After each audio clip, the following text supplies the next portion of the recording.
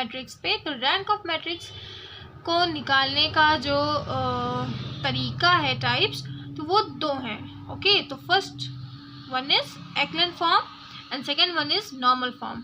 First one हम इधर देख रहे हैं, that is echelon form. Find the rank of matrix by echelon form. ठीक, इसका ऐसे क्वेश्चन आएगा, या फिर by elementary row transformation by reducing the matrix into the echelon form, ऐसे कुछ भी लिख के आ सकता है। So here is the question. Now इसमें सबसे पहले क्या करते हैं, देखो करते क्या है। सबसे पहले अपना डायगोनल चुनते हैं, अपना जो डायगोनल होगा ना वो चुनेंगे। तो यहाँ पे जो डायगोनल बन रहा है वो ये बन रहा है, वी कैन सी दैट। ठीक, आपने फर्स्ट वाले एलिमेंट से शुरू किया एंड ये बन रहा है। ऐसे ही अगर 3 का होता तो हम भी जान जाते, मतलब डायगोनल हमें ओवरऑल ढूंढना है इसमें। ओके, देन डायगोनल ढूंढ के फिर जो सबसे पहला एलिमेंट होता है ना, सबसे पहला, उसको 1 बनाना होता है। एंड यहाँ पे ये 1 दिया है, so it is the good thing. Then हमको क्या करना पड़ता है कि उनके नीचे के जो एलिमेंट्स हैं, यानी डायगोनल के नीचे के जो एलिमेंट्स हैं, इनको 0 बनाना होता है।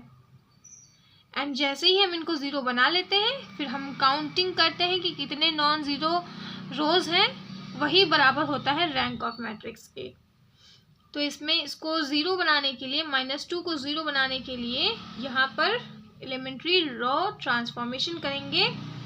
तो वो करते हैं। तो अगर देखो ये R1 है, ये R2 है, ये R3 है। नाउ अगर R2 को मैं R2 प्लस 2R1 कर दूं, तो देखो मेरा -2 0 बन जाएगा। हाउ? अगेन R2 को क्या कर दूं, R2 को R2 प्लस यानी -2, यानी यही देखो R2 है, तो यही -2 प्लस कर दूं 2R1 से, यानी R1 वाले को 2 से मल्टीप्लाई करके फिर इसमें प्लस कर दूं। तो जब 1 में 2 को मल्टीप्लाई कर दिया तो यहाँ पर 2 आया। तो देखो -2 + 2 = 0 आ गया। हमें यहाँ पर ओवरऑल 0 चाहिए था। ठीक है, तो ये बन जाएगा ऐसे ही। तो इसको जल्दी से करेंगे। तो जो यहाँ पे लिखी है सिर्फ वही चेंज होगी, बाकी सारी एज इट इज नोट कर लेते हैं। तो 1 2 3 -4 as it is, 1 9 16 -13 as it is. Okay, तो ये जो बीच वाली रहती हैं इनको करना रहता है चेंज, क्योंकि यहाँ पे मैंने R2 पे ऑपरेशन लिखा है, यानी सिर्फ R2 ही चेंज होगा। तो पहला वाला R2 तो देख लिया हम लोगों ने कि 0 बन गया है। नेक्स्ट पे आते हैं, तो लिखा है 3, यानी R2 प्लस होगा 2R1 के, यानी कि 2R1, यानी 2 2 4, 4 इधर हो गया एंड 3 ये, 4 3 7, तो यहाँ पे आएगा 7। अगेन 7 और ये 3 2 6 हो जाएगा, 6 6 12 1 13, यहाँ पर 13 आएगा। देन अगेन इसमें करेंगे तो -1 प्लस -4 × 2, यानी 4 2 8, यानी -8 इज इक्वल्स टू कितना आएगा, -1 एंड -8, तो इट विल बी -9। तो यहाँ पे लिखेंगे -9। ऐसे कैलकुलेशन हो गई। नाउ अभी भी मेरे डायगोनल एलिमेंट्स के देखो, ये 2 एलिमेंट्स अभी भी 0 नहीं बने हैं। तो इसके बाद 0 बना ले, इसको रहेगा, यानी इसको अब 0 बनाएंगे। तो इसको 0 कैसे बना सकते हैं, देखो अगर मैं R3 को R3 - R1 कर दूं तो 1 - 1 0 बन जाएगा। So it is very easy. R3 को R3 - R1 करेंगे, बन जाएगा। तो A इज इक्वल्स टू,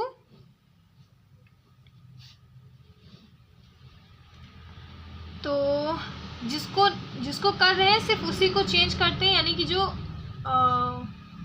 नहीं चेंज कर रहे वो एज इट इज नोट कर लेते हैं। सो R3 - R1, यानी 1 - 1 0, 9 - 2 7। एक्चुअली अगर हाँ ठीक है, तो 9 - 2 विल बी 7।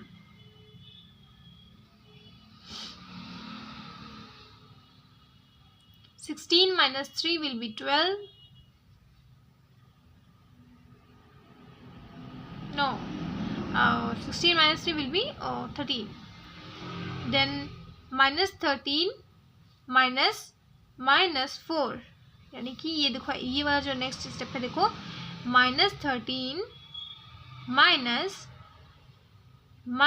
4 यानी minus 13 plus 4, तो इसका भी जो है आंसर वो -9 आएगा। ओके, अब देखो अभी भी मेरा जो डायगोनल एलिमेंट है उसका ये वाला एलिमेंट 0 नहीं बना है, तो इसको फिर से अब 0 बनाने के लिए क्या करेंगे, अब हम अगर R3 को माइनस कर दें R2 से, 7 - 7 यहाँ पे हमको ओवरऑल 0 मिल जाएगा। So again this is good thing. तो R2 या फिर R2 - R3 कर लेंगे, डन। तो A = 1 2 3 -4, सिर्फ R3 में चेंजमेंट्स कर रहे हैं, यानी कि R1 एंड R2 तो सेम एज इट इज पूरा लिख देंगे।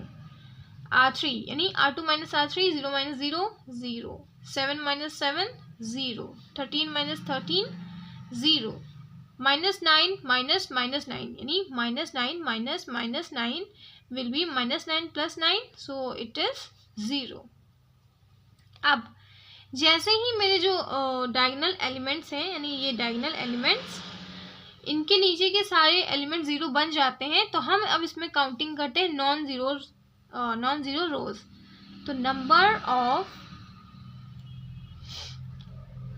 ठीक है, तो इसमें देखो यहाँ पर अगेन जब मैंने इसमें R2 - R3 परफॉर्म किया तो 0 - 0 0 आ गया, 7 - 7 0 आ गया, 13 - 13 0 आ गया, एंड -9 + 9 करके 0 आ गया। ठीक, जैसे ही डायगोनल एलिमेंट के नीचे के सारे डिजिट्स 0 बन जाते हैं तो number of non zero rows find करते हैं।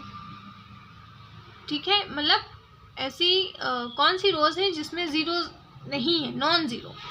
देखो ये तो पूरी 0 है तो इसको काउंट ही नहीं करेंगे, नो काउंट। अब 1 और 2 यानी 2 रोज ऐसी हैं जिसमें नॉन ज़ीरो है, मतलब जिसमें अच्छे नंबर्स हैं। ओके, तो नंबर ऑफ नॉन ज़ीरो रोज हो जाएंगी 2, हेंस रैंक ऑफ मैट्रिक्स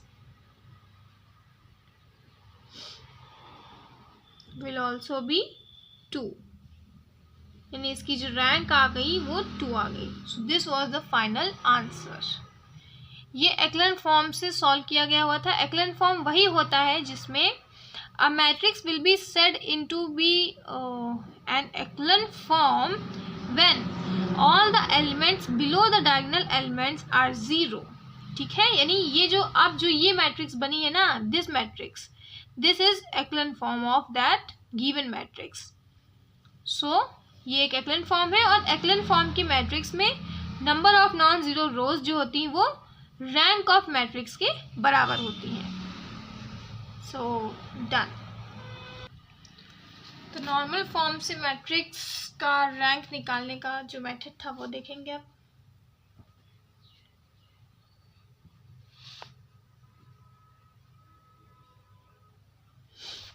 इसमें क्या करते हैं, ठीक है, जैसे इसमें चलो डायरेक्ट क्वेश्चन ही करते हैं। तो क्वेश्चन आएगा find the rank of matrix by normal form, right. तो सिंपल सा ऐसा ही क्वेश्चन आएगा उसमें। तो क्वेश्चन ऐसे दिया रहेगा कि A = चलो पिछली बार वाला ही ले लेते हैं ताकि रिलेट करने में अच्छा रहेगा। हमें पता है इसका आंसर 2 आएगा, तो चलो देखते हैं कि नॉर्मल फॉर्म से 2 आएगा या नहीं आएगा। तो ये पिछली बार वाला ही आंसर था, क्वेश्चन था।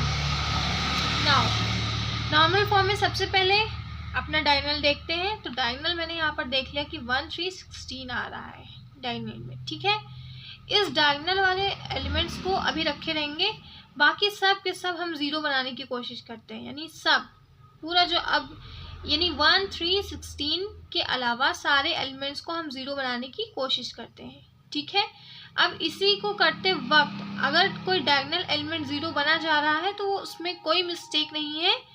अगर इनको 0 बनाते वक्त अगर 16 गलती से 0 बन जा रहा है तो वो उसी में चला जाएगा, मतलब वो प्रोसेस है, ठीक है, उसमें घबराना नहीं है। देन जब ये सारे ज़ीरो मतलब बन जाएंगे तो हमें एक और चीज़ करनी रहती है कि इन सारे जो डायगोनल एलिमेंट्स है ना, इनको 1 बनाना होता है। यानी ये 1 है तो अब 3 को तब्दील करना पड़ेगा 1 में, 16 को भी 1 बनाना पड़ेगा, ठीक है। तो ये प्रोसेस है। सबसे पहले डायगोनल के नीचे वाले एलिमेंट्स 0 बनते हैं तो उनको शुरू करते हैं, फिर डायगोनल के ऊपर वाले एलिमेंट 0 बनाएंगे, फिर ये वाले जो डायगोनल एलिमेंट्स हैं इनको 1 बनाएंगे, ठीक है। So let us start. Diagonal के नीचे यानी -2 और 1 और 9 को कैसे 0 बनाएंगे ये पहले ही देख लिया है जब हम एक्लन फॉर्म कर रहे थे। तो दोबारा वही सब कुछ रिपीट करेंगे क्योंकि हमको 0 तो वैसे ही बनाना है। तो सबसे पहले हम लोगों ने किया था कि R2 + 2R1 कर दिया था, यानी कि इसमें 2 मल्टीप्लाई करके फिर इनको फिर सबको प्लस करने वाले थे मल्टीप्लाई करने के बाद। तो जब ये पूरा परफॉर्म करेंगे तो आंसर मतलब इस वक्त आएगा वो आएगा ये।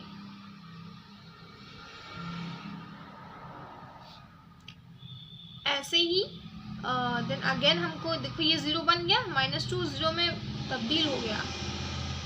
नाउ 1 को 0 बनाएंगे यानी ये वाला 1, ठीक है। तो इसको 0 बनाने के लिए again we have the process. तो R3 को R3 - R1 कर देंगे तो ये भी आंसर मिल जाएगा, यानी R1 - R3 कर देते हैं। चलो तो 1 - 1 करेंगे तो ये एज इट इज लिखा रहेगा क्योंकि इनमें कोई चेंजमेंट्स नहीं होंगे। 1 - 1 0, 2 - 9 will be -7, 3 - 16 will be -13 and -4 - -13 will be plus का 9। Okay, so this is the thing. अब देखो अभी भी मेरे डायगोनल एलिमेंट्स के this is the diagonal elements और इसके नीचे का एक एलिमेंट 0 नहीं बना है। इसको भी 0 बनाने के लिए क्या करेंगे कि R3 = कर देंगे R2 + R3। ओके, तो ये पूरा प्रोसेस कैसे करेंगे, 1 2 3 -4 as it is, 0 7 13 9 as it is. अब R3 में चेंजमेंट्स कर रहे हैं R2 + R3 यानी 0 + 0 0, 7 + -7 will be 0, then again here will be 0 and this will be also 0, ठीक। तो ये डायगोनल एलिमेंट्स के नीचे देखो ये अल्टीमेटली 0 बन गया, सो नो प्रॉब्लम, ये प्रोसेस के अंदर आएगा, ठीक है। यानी कि डायगोनल एलिमेंट्स के नीचे सारे जो एलिमेंट्स थे वो मैंने 0 बना लिए। अब क्या करना है, डायगोनल एलिमेंट्स को 1 बनाना रहता है। ये पहले से ही 1 है, इसको 1 बनाने के लिए अब इसमें हम कॉलम ऑपरेशन भी लगाएंगे, ठीक है। अब तक रो ऑपरेशन लगा रहे थे, अब कॉलम ऑपरेशन शुरू करेंगे। तो 7 को ऐसा क्या किया जाए कि जो मतलब 7 है वो 1 बन जाए, ठीक है। तो ये कॉलम 2 है, this is column 1, this is column 2, column 3 and column 4। तो कॉलम 2 को अगर 1/7 से डिवाइड कर दिया, 1/7 से मतलब मल्टीप्लाई कर दिया तो वी कैन सी कि 7 7 कट जाएगा और यहाँ पर 1 बचेगा, ठीक है। तो यही चीज़ करने के लिए यहाँ पर लिखेंगे कि C2 को मैं एक्सचेंज कर रही हूँ 1/7 C2 से, ठीक है। तो इसमें भी जैसे कि C2 चेंज कर रहे हैं, C2 में चेंजमेंट्स हो रही हैं तो C2 नहीं लिखेंगे, बाकी सारी चीज़ें एज इट इज़ नोट कर देंगे, ठीक है। मतलब उनमें कोई चेंजमेंट्स नहीं आएगा, वो एज इट इज़ उतारे जाएंगे। सो C2 में हम कर रहे थे 1/7 यानी कि 2/7 हो जाएगा। ये 7/7 यानी कि यहाँ पे 1 बचेगा एंड देन 0/7 ये यहाँ पर 0 बचेगा। So this was the thing. अब जैसे ही हमारे डायगोनल एलिमेंट्स भी 1 बन जाते हैं, यानी कि ये देखो 1 बन गए, ये प्रोसेस के बीच में 0 बना है, डिफ़ॉल्ट 0 है तो इसका कोई इशू नहीं है। तो ये देखो हमने जैसे ही डायगोनल एलिमेंट 1 बना लिए तो हमें बाद में जो बचे हुए एलिमेंट्स हैं इनको भी 0 बनाना होता है। तो अब इनको भी ज़ीरो बनाने के लिए क्या करेंगे, कॉलम ऑपरेशन यूज करेंगे। ये C1 है, ये C2 है, ये C3 and this is C4। तो इसमें कैसे अप्लाई करेंगे, तो मतलब इसमें क्या कर सकते हैं, 3 मतलब C3 माइनस 3C1 करेंगे तो ये कैंसिल आउट हो जाएगा। ओके, तो यानी कि C3 को अब हम एक्सचेंज कर देंगे C1 minus C3 minus 3C1 से, है ना, तब वहाँ पे ज़ीरो मिल जाएगा हम लोगों को। यानी कि सिर्फ C3 में चेंजमेंट्स हो रही हैं, तो ये सारा एज इट इज़ पूरा नोट कर देंगे। अब C3 पे आते हैं, 3C1 करना है, यानी इसमें 3 मल्टीप्लाई, फिर इसमें 3, फिर इसमें 3, तो 3C1 माइनस 3, यानी कि 3 and 1 is 3 और minus 3 will be 0। Then again यहाँ पर 0 minus 13, sorry 13 minus 0 will be of course 13, और यहाँ पे भी एज इट इज़ रहेगा। ओके, नाउ ये भी एज इट इज़ लिखा रह जाएगा। ओके, देन अगेन इसमें हम ऐसा क्या प्रोसेस करें कि काम बन जाए। सो इसमें फिर से अब मुझे -4 को 0 बनाना है, तो इसको 0 बनाने के लिए यहाँ पे कर देते हैं। यहाँ पे अब मैं नेक्स्ट स्टेप लगाऊंगी कि इसको जो है वो 4 से मल्टीप्लाई करके फिर प्लस कर दूंगी, यानी कि लेट अस सी दैट। तो हमें अब -4 को 0 बनाना था, तो इसमें हम नेक्स्ट ऑपरेशन जो लगा रहे थे वो ये थी कि हम 4C1 कर देंगे और फिर उसी को माइनस कर देंगे C4 से, मतलब C4 माइनस 4C1 हो जाएगा, यानी C4 जो होगा वो C4 माइनस 4C1 हो जाएगा। ठीक, तो एज इट इज़ पहले पूरा लिख लेंगे, क्योंकि सिर्फ C4 में चेंज कर रहे हैं, तो ये सब कुछ एज इट इज़ ऐसे ही नोट आउट कर दिया जाएगा। अब C4 पे आते हैं, तो यानी कि -4 इसके हिसाब से देखते हैं, -4 माइनस 4C1 यानी कि 4 1 जा 4, तो यहाँ पर इसको अब प्लस करना पड़ेगा, यानी कि हमें, ठीक है। तो लाइक इसको मतलब अगर हम दोबारा देखें तो +4 हो जाएगा ये, तो ये अब जो होगा वो 0 बन जाएगा, तो यहाँ पे 0 आ गया। ओके, नेक्स्ट स्टेप है कि अब -9 को प्लस करना है 4C1 से, यानी कि ये एज इट इज़ ऐसे ही रहेगा और ये 0 एट इज ही रहेगा, एज इट इज़ ही रहेगा। ओके, नाउ अब क्या बच रहा है, अब 13 भी बच रहा है। ये देखो 2/7 को भी 0 बनाना है, यानी डायगोनल एलिमेंट्स के अलावा सारे को 0 ही बनाना है। तो इसको 0 बनाने के लिए क्या करेंगे कि इसमें से इसको माइनस कर देंगे और we should plus it, let us सी।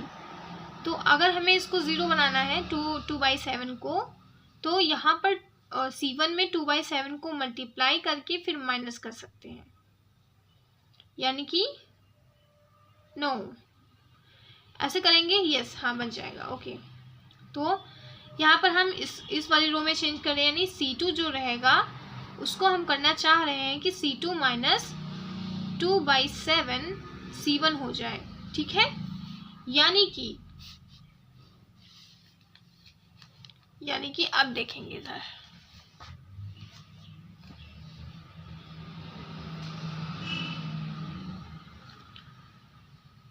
मतलब अब इधर करेंगे तो C2 में चेंजमेंट्स आ रही हैं, तो ये एज इट इज़ पूरा रहेगा। C2 में चेंजमेंट्स आ रही हैं, तो ये एज इट इज़ रहेगा पूरा। C2 में चेंज करेंगे सब कुछ। तो C2 में लिखा था कि C2 माइनस करना है 2/7 C1, यानी 2/7 माइनस 1 इंटू 2/7, यानी कि यहाँ पर 0 अल्टीमेटली आ जाएगा।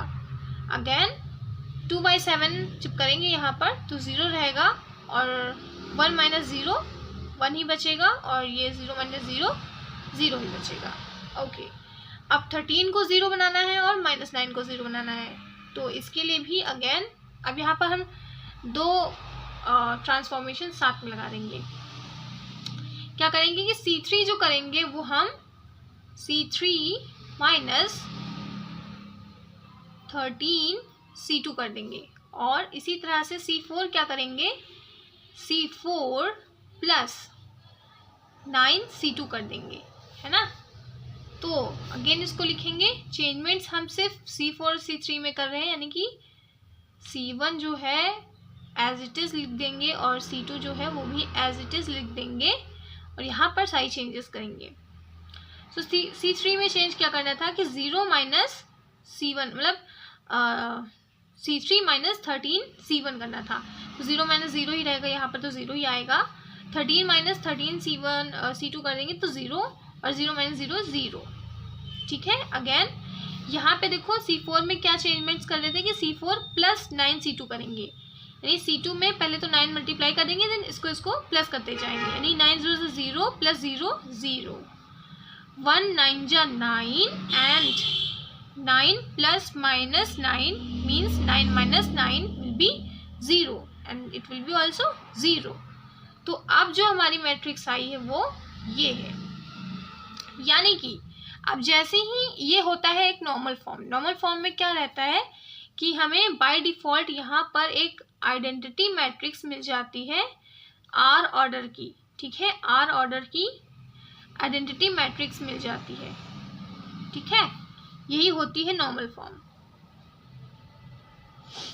ठीक, अब जितने ऑर्डर की, यानी ये जो R ऑर्डर की आइडेंटिटी मैट्रिक्स मिली है, यानी कि मतलब इसमें कैसे लिखेंगे, order of identity matrix obtained, order of identity matrix obtained. तो ऑर्डर कितना है 2 × 2, यानी 2 ऑर्डर की मैट्रिक्स है, तो 2, यानी कि जो रैंक ऑफ ए होगा वो भी 2, यानी कि आइडेंटिटी मैट्रिक्स जो अभी मैंने ऑब्टेन की है उसका जो ऑर्डर होता है वही उस पूरी मैट्रिक्स के रैंक के बराबर होता है। सो ये था नॉर्मल फॉर्म से किस तरह से फाइंड करेंगे, मतलब नॉर्मल फॉर्म से किस तरह से वो फाइंड करेंगे रैंक। ओके, तो rank of matrix done, normal form एक्लन form दोनों हो गए थे। नाउ इनवर्स ऑफ मैट्रिक्स निकालना है, तो इसका क्वेश्चन आएगा find A inverse by E row transformation, elementary row transformation. ठीक है, एंड क्वेश्चन दिया रहेगा, तो ए इक्वल्स टू दिया है 1 3 3 1 4 3 and 1 3 4। This is the question. तो इसको सॉल्यूशन कैसे लिखेंगे, सबसे पहले लिखते हैं we know that A dot A inverse is equals to identity matrix, यानी कि A dot 1/A is equals to I, यानी A is equals to I dot A। तो ये पूरा प्रोसेस है, ये मतलब ऐसी चीज़ है, इसको इक्वेशन ही मान लेते हैं। So this is the first equation. Now इसमें क्या करना रहता है कि इस वाली मैट्रिक्स को, मतलब ये एज इट इज़, चलो पहले लिख लेते हैं एज इट इज़। ठीक है, तो ए जो है वो गिवन है क्वेश्चन से ही, तो 1 3 3 एंड 1 4 3 1 3 4 लिखा है, देन इक्वल्स टू आई, यानी उसी ऑर्डर की आइडेंटिटी मैट्रिक्स लिखेंगे, यानी कि 1 0 0 0 0 1, ये उसी ऑर्डर की आइडेंटिटी मैट्रिक्स हो गई। डॉट ए, ये सब में लिखते चले जाना है, ये परमानेंट है ए। ठीक है, तो इतनी चीज़ें लिखते हैं।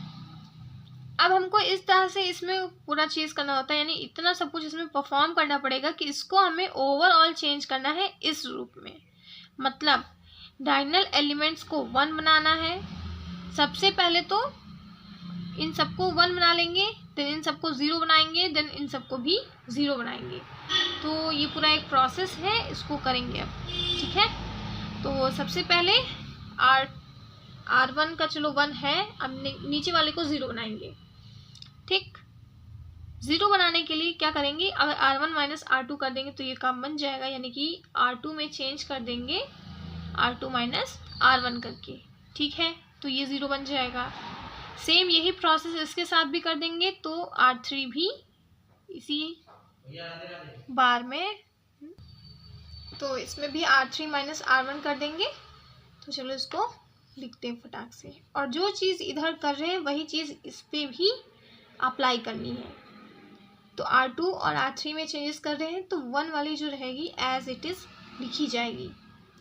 R2 माइनस R1 कर रहे हैं, यानी कि 1 minus 1 0, 4 minus 3 1, 3 minus 3 0, again 1 minus 1 0, 3 minus 3 0, 4 minus 3 will B 1, okay. अब जो चीज़ इधर की वही चीज़ इधर भी करनी है, यानी कि पहली वाली तो एज इट इज़ लिखी रह जाएगी क्योंकि उसमें कोई चेंजमेंट नहीं है। R2 एंड R3 चेंज करेंगे, तो 0 minus 1 will be minus 1, 1 minus 0 will be 1 and 0 minus 0 will be 0. Then R3 minus R1 कर रहे हैं, तो 0 minus 1 will be minus 1, 0 minus 0 will be 0 and 1 minus 0 will be 1, okay. ये A as it is लिख जाएगा। तो ये किया। अब देखो डायगोनल एलिमेंट्स तो 1 बन गए हैं और इसके नीचे 0 भी बन गया है, बट अभी 3 और 3 0 नहीं बना है। तो इसको 0 बनाने के लिए फिर से इसमें कोई ट्रांसफॉर्मेशन लगाएंगे,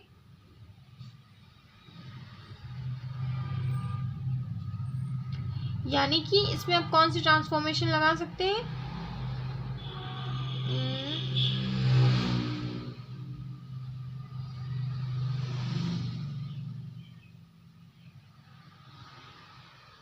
R1 को अगर हम R1 माइनस 3 R2 कर दें, यानी कि R1 को अगर R1 माइनस 3 R2 कर दें तो चल जाएगा। लाइक हाउ, R1 को यानी इसको 0 बनाना है, तो 3 यहाँ पे मल्टीप्लाई करके इससे माइनस कर दें तो ये 0 बन जाएगा। यस, तो जो चेंजमेंट्स हैं R1 में हो रहे हैं, यानी कि R2 and R3 as it is लिख जाएगा।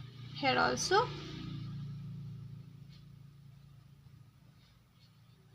ऑल्सो जो R2 और R3 रहेगा वो एज इट इज लिख जाएगा, सिर्फ R1 में चेंजमेंट्स होंगे। तो R1 क्या करना है, R1 माइनस R2, यानी कि 3 0 0 and 1 minus 0 will be 0, 3 minus 3 1 3 will be 0, 3 minus 0 will be 3। Here also अब इसको 3 से पूरा मल्टीप्लाई करेंगे, यानी कि यहाँ पर -3 रहेगा, 3 रहेगा 0, तो 1 माइनस -3 मीन्स 1 प्लस 3, यानी कि 4, 0 minus 3 will be -3, 0 minus 0 will be 0. So this was the thing. Then R1 में अगर हम R1 माइनस R2 करते हैं तो यहाँ पर देखो 1 ही बचेगा, मतलब पूरा नो चेंजमेंट्स।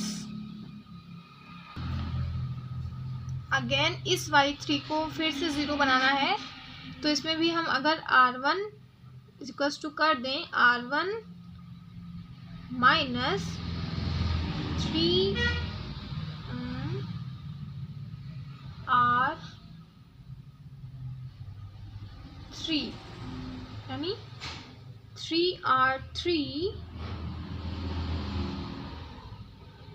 तो बन जाएगा। यस, ओके, यानी R1 में चेंजमेंट्स करेंगे, यानी कि R2 और R3 एज इट इज और 3R3 ऊपर देखेंगे। अब तो 1 माइनस 3R3 यानी 1 माइनस 0 1, 0 माइनस 0 0, 3 माइनस 3 0।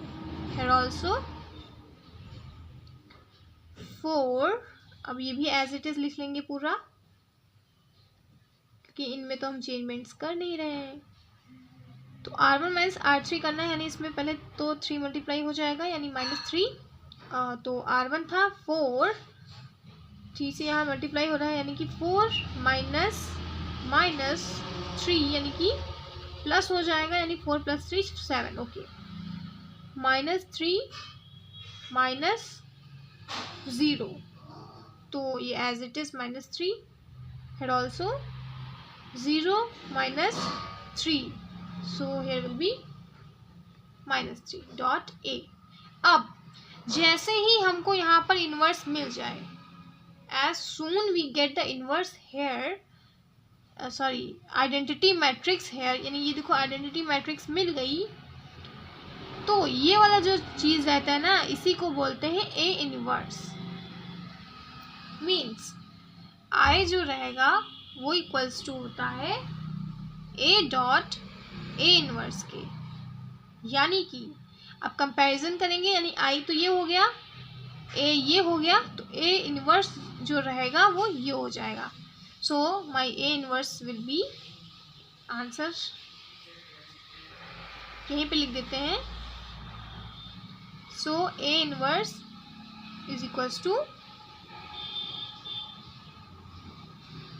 7 - 3 - 3 -1 1 0 -1 0 1 आंसर।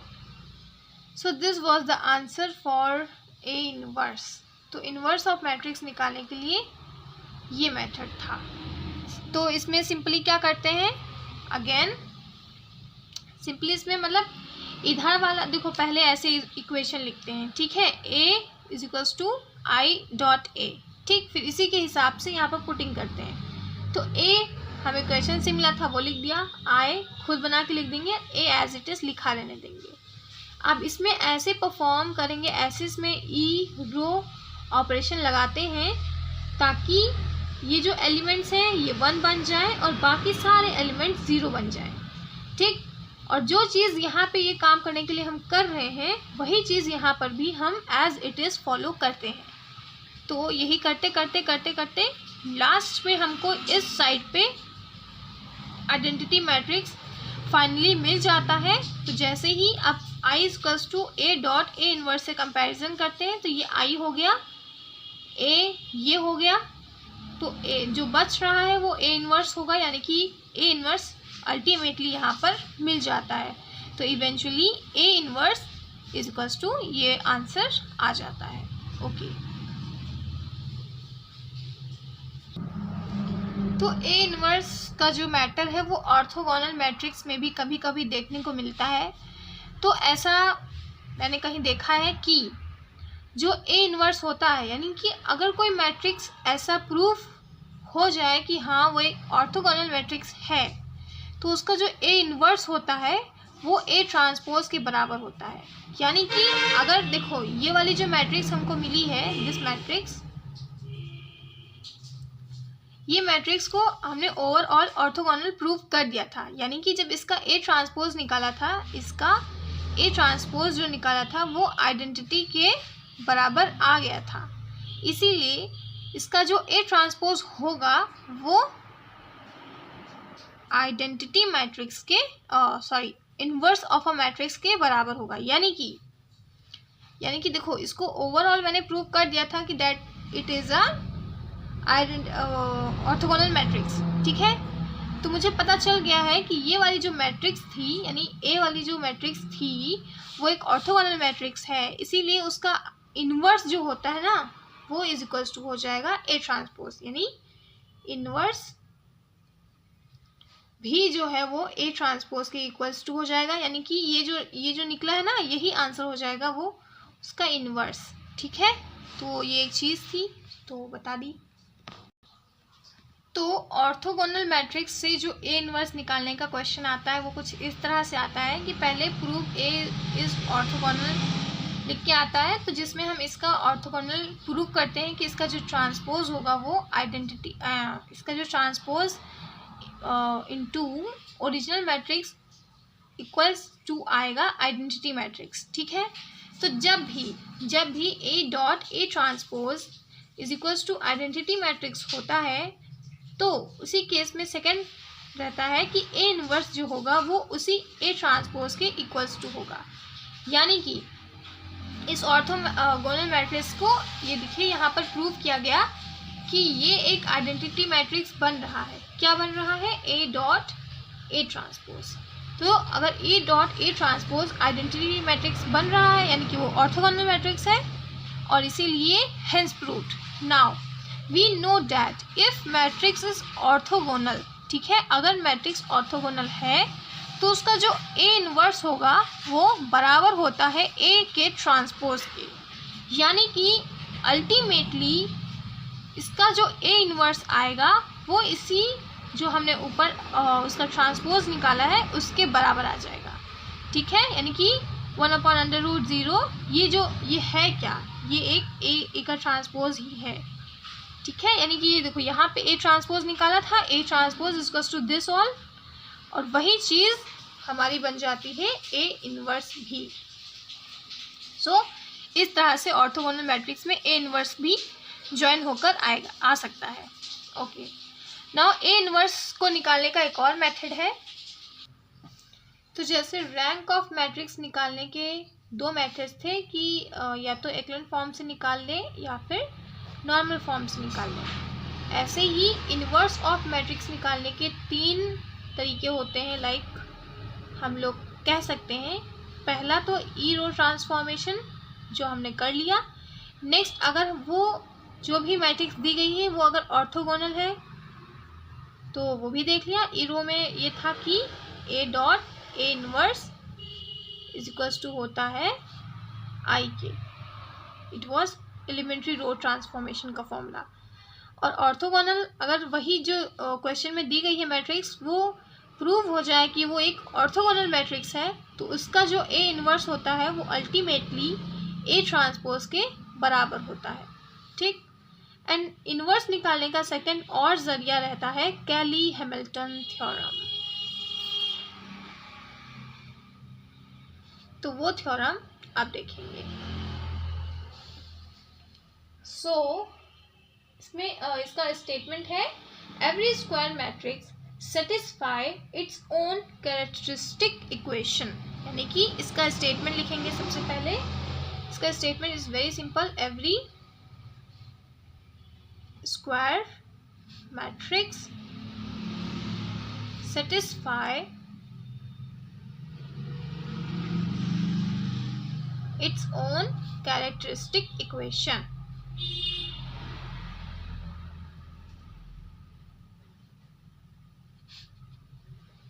ठीक, तो इसका क्वेश्चन कैसे आएगा? ऐसे आएगा कि prove the Cayley Hamilton theorem on the given matrix, also find the A inverse, है ना, ऐसे लिख के आएगा। तो ऐसे दिया जाएगा क्वेश्चन में, A is equals to for example 1 4 2 3 ले लेते हैं। ठीक है, तो इसी में आ जाएगा कि satisfy this matrix with the Cayley Hamilton theorem.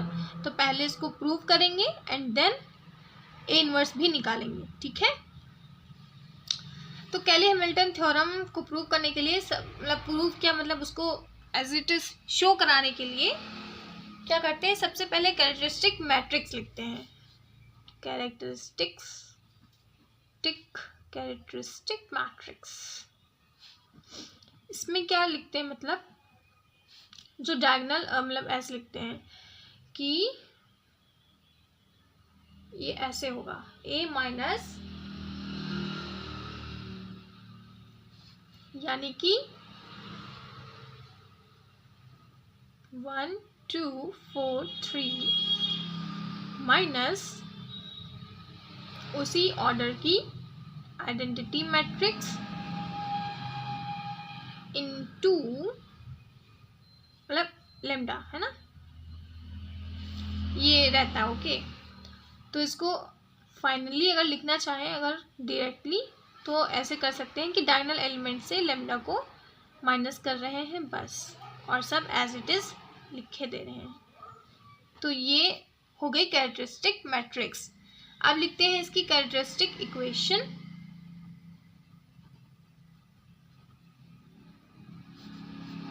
वो लिखने के लिए सबसे पहले ये जो है इसका डिटर्मिनेंट निकालते हैं, यानी ये जो निकला है इसको हम इसका डिटर्मिनेंट निकालेंगे और वो इक्वल टू 0 लिखेंगे तो वो हमको इक्वेशन मिल जाएगी।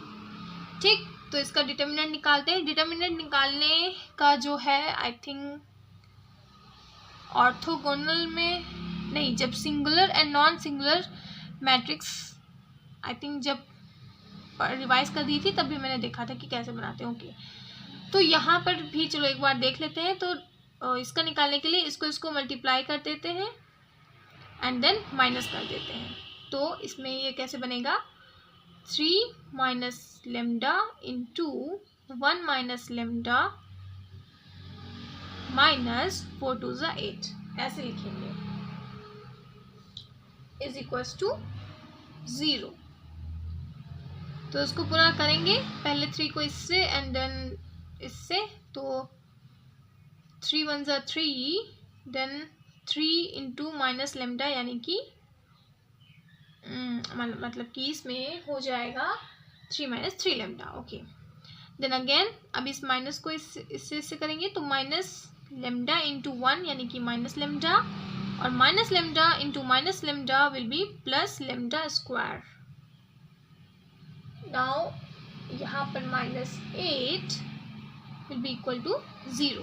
फिर इसको सिंप्लीफाई करेंगे तो minus 3 lambda and minus 1 lambda, minus minus plus होता है यानी कि माइनस 4 लेमडा, यानी 3 minus 4 lambda plus lambda square minus 8 will be 0। तो इसको रीअरेंज करेंगे तो लेमडा स्क्वायर इधर लिख दिया, माइनस 4 लेमडा इधर लिख दिया, और 3 माइनस 8 करेंगे तो माइनस 5 इधर लिख दिया। So this is the characteristic equation. अब स्टेटमेंट था कि जो हमारा कैली-हैमिल्टन थ्योरम का स्टेटमेंट था, every square matrix satisfy its own characteristic equation, यानी कि जो हमें क्वेश्चन दिया गया है वो इसको सेटिस्फाई करेगा। ठीक है, तो इसको लिखने के लिए हम बाय कैली-हैमिल्टन थ्योरम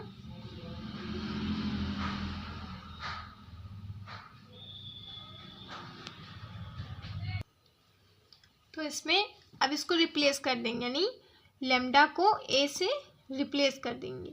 तो a square minus 4a minus 5 will be 0, यानी जब मैं इसको पूरा सॉल्व करूं तो वो 0 के बराबर आना चाहिए। अगर वो 0 के बराबर आ गया then hence it is proved here कि ये कैली-हैमिल्टन थ्योरम वेरीफाई कर रहा है।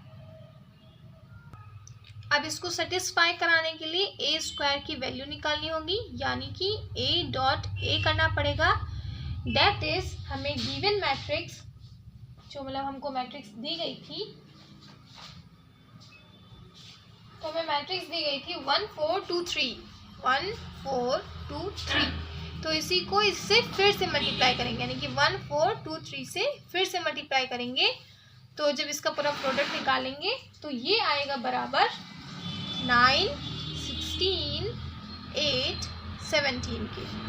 ठीक है, तो ये a स्क्वायर की वैल्यू आ गई।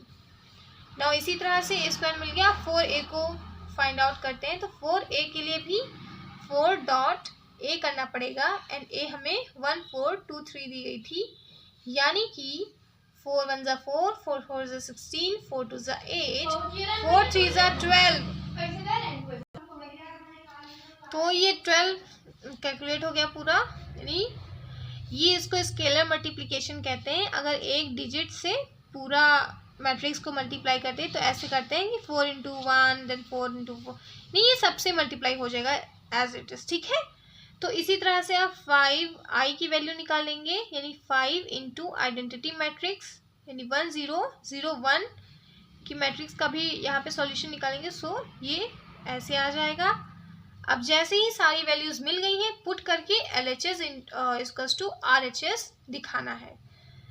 तो putting values in a square minus 4a minus 5i equals to 0, यानी इस इक्वेशन में वैल्यू पुट करेंगे। a स्क्वायर की वैल्यू ऊपर देखो निकाली है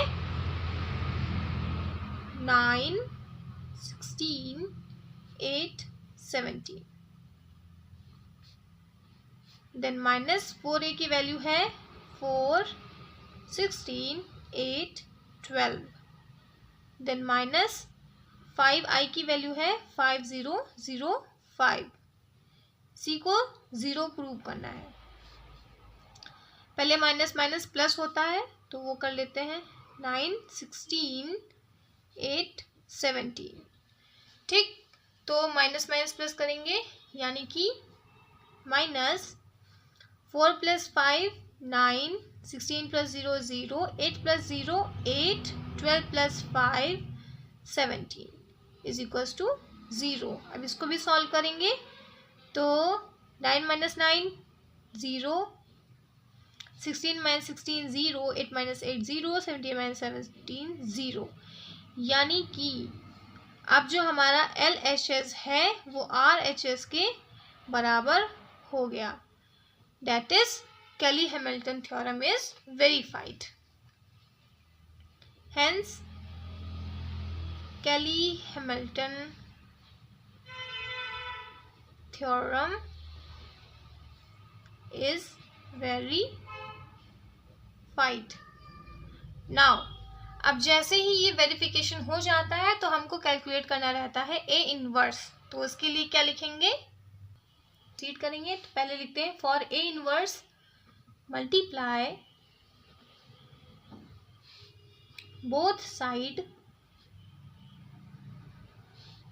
ऑफ इक्वेशन क्या थी, वही a² - 4a - 5i = 0 bye A inverse. ठीक है, तो हम मल्टीप्लाई करेंगे, यानी इसको एंड इसको दोनों को A इनवर्स से मल्टीप्लाई करना है। यानी a² dot A inverse minus 4a dot A inverse minus 5i dot A inverse is equals to 0। ऐसे पूरा लिख लेंगे। देन अगेन इसको सॉल्व करेंगे, सिंप्लीफाई, यानी कि a² और इसको 1/a लिख देंगे माइनस यहाँ पे जो a डॉट A इनवर्स होता है और i डॉट A इनवर्स होता है वो ऐसे लिखते हैं कि मतलब यहाँ पे ऐसे लिख के a डॉट A इनवर्स जब भी करते हैं, नहीं जब ओरिजिनल मैट्रिक्स को उसी के इनवर्स से मल्टीप्लाई कर देते हैं तो आइडेंटिटी मैट्रिक्स मिलती है। एंड आइडेंटिटी मैट्रिक्स से कोई भी मैट्रिक्स अगर मल्टीप्लाई करो तो वही मैट्रिक्स मिल जाती है। ये दो चीज़ें यूज़ हो रही हैं। सो यहाँ पे 4i हो जाएगा इसके अकॉर्डिंग एंड माइनस 5 इसके अकॉर्डिंग A इनवर्स यहाँ पे हो जाएगा इज इक्वल्स टू 0। तो अब इसको भी सॉल्व कर लेंगे। इसका जो एक a यहाँ से हटा देंगे तो यहाँ पे सिर्फ एक a बचा and minus 4i minus 5a inverse equals to 0 बचा। अब A इनवर्स इधर रखेंगे एंड सब कुछ उधर ले जाएंगे तो माइनस 4i उधर जाएगा तो प्लस 4i हो जाएगा और प्लस a इधर आएगा तो माइनस a हो जाएगा। तो इसको फर्दर सॉल्व करेंगे। Minus 5a inverse is equals to 4 into identity matrix यानी कि 1 0 0 1 माइनस ओरिजिनल मैट्रिक्स यानी कि 1 4 2 3। तो इसको भी अब सॉल्व करेंगे तो 4 0 0 4 माइनस 1 4 2 3 करेंगे। तो इसको जब करेंगे तो यहाँ पर आएगा माइनस 5a इनवर्स, ये अभी ऐसे ही लिखा रहने दो। ठीक, तो 4 से 1 गया 3 बचा, 0 से 4 गया -4 बचा, 0 से 2 गया -2 बचा एंड 4 से 3 गया तो 1 बचा। नाउ A इनवर्स निकालेंगे और ये जो -5 है उधर डिवाइड में चला जाएगा यानी कि 1/5 -1/5 इन सारे एलिमेंट से मल्टीप्लाई हो जाएगा। यानी कि इसको फर्दर मल्टीप्लाई करेंगे तो -1/5 multiplied by 3 will B -3/5 here -1/5 into -4 will be 4/5 again 2 into this so plus 2/5 and minus 1/5. So this is the final answer. Cayley-Hamilton theorem को वेरीफाई करने के बाद A इनवर्स भी ऐसे निकल जाएगा। So this was the whole process.